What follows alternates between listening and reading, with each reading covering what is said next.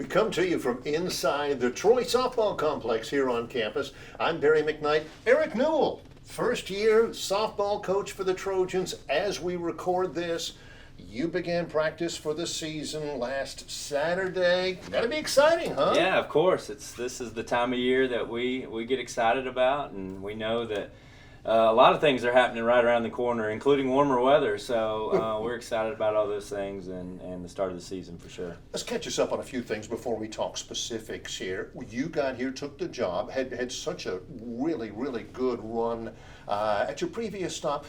Immediately, the fans are saying, okay, what's he bring, what's he got? Your coaching staff you assembled.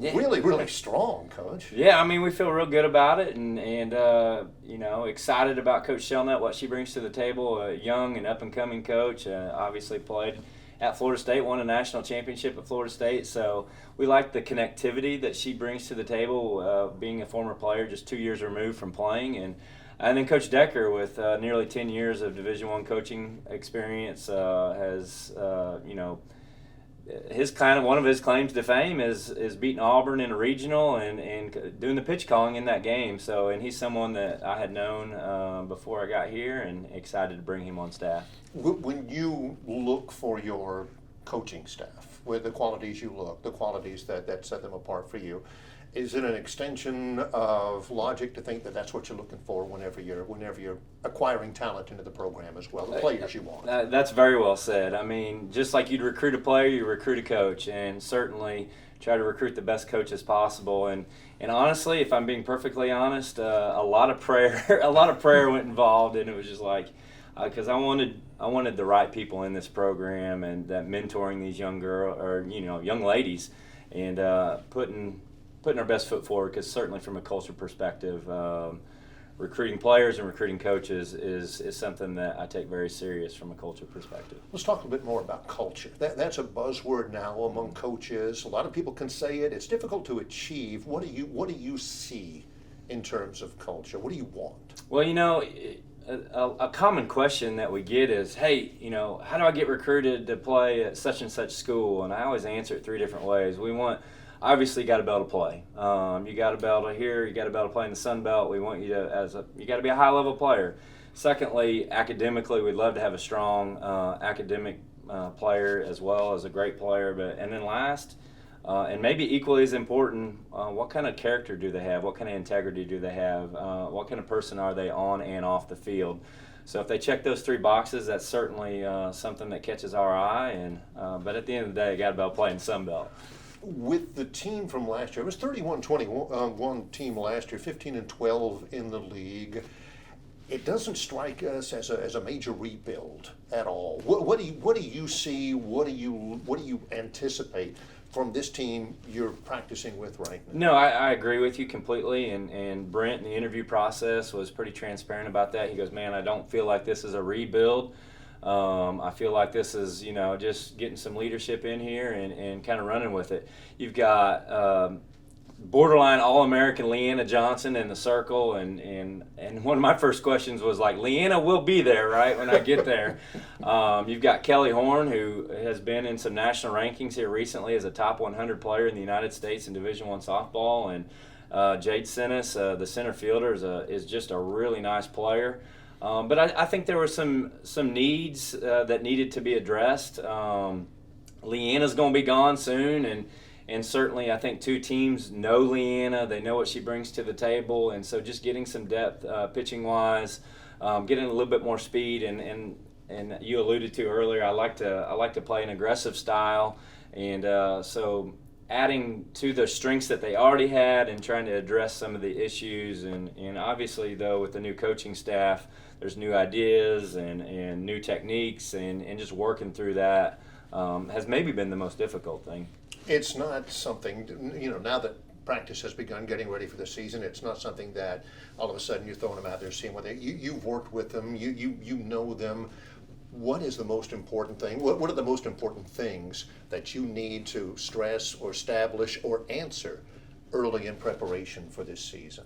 Well, and I don't know if this is exactly what you're getting at, but number one, the most important thing is pitching wise, we got to be strong. And thank goodness with Leanna Johnson leading the charge. Libby Baker has got some nice experience. We added a nice transfer in Haley Pittman, transferred from the University of Florida, but local, and that she was from Montgomery. So it starts in the circle. From there, love having great defense. I always joke with people, you never lose a game if the other team doesn't score. And I'm undefeated when that happens. But just looking for team chemistry and camaraderie and playing with no fear. I felt a little bit like they were afraid to make a mistake. So with the new coaching staff, we've tried to get them to let their guard down a little bit and just let them coach us. They were really big on trying to hit the long ball, and I tell them, I said, hey, we love that. We love home runs. I'm not going to shy away from that, but we don't want to be one-dimensional either. And something that we've really tried to talk about is hitting the ball to all fields and moving runners over. We're not going to be afraid to bunt the ball. We're going to be a little bit more aggressive team on the bases, and just getting them to buy into that has been a process. One of the great traditions, it's become a tradition that fans have come to expect, is starting out the season. You got the Trojan Classic, February 10th through the 12th, with some good teams there here at the complex, Southern Illinois, Edwardsville, Belmont, and then follow that up with the Troy Invitational, Kennesaw State, and some of that early establishment home schedule for your team really reflects the entire season. It's a tough schedule, Coach. Sure, yeah. I mean, early on, you don't want to just get beat up early on, but you want to be challenged. You want to prepare yourself for the season. We felt like we've got a good mix of teams in those early tournaments. And it's nice to be at home. It's nice to play in front of the home fans, and if you're going to work through some things or be really good at some things, you'd like to do that in front of your home fans instead of on the road.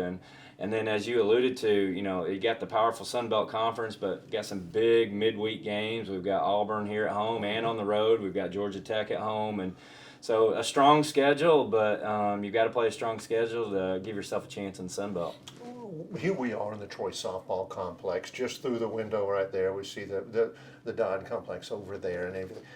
How important was that for you? How important is that? The hitting facility? The whole thing. Oh, yeah. It's, they talked about in the interview process, like, what do you think? And it's just, I'm blown away. It's been so nice to have the hitting facility, and this press box is just phenomenal. And in my office, sometimes I have to pinch myself that my office overlooks the field, and so I certainly feel super blessed to be here at Troy, and that my bosses believed in me, and I was able to take this fine program and the tradition that's here at Troy. Coach, what's the ultimate? What's the ultimate goal? What do you want for this program? Well, on and off the field, I want this program to be viewed in high regards, and then from a win-loss perspective, we want to send this team to regionals. Not to beat around the bush, but we got a team in our league, Louisiana Lafayette, year in, year out. They're a top 25 team in the sport of softball, and they've turned that, maybe not quite so the big Power 5 name, but they've turned that Louisiana Lafayette where people said, man, that's a really good softball program. And I think Troy softball has been good. They've been solid. They haven't won their fair share of conference championships. They haven't been to their fair share of regional tournaments, and we would like to, I hate to say we want to emulate Louisiana Lafayette, but they're certainly the gold standard right now, and we want to turn this thing into the dream is turn this thing into a top 25 program year in and year out. Eric Newell gets ready for his first year at the helm of Troy softball. Begins February 10th right here at the Troy softball complex. Good luck with it all, Coach. And I appreciate it. Thanks for being here.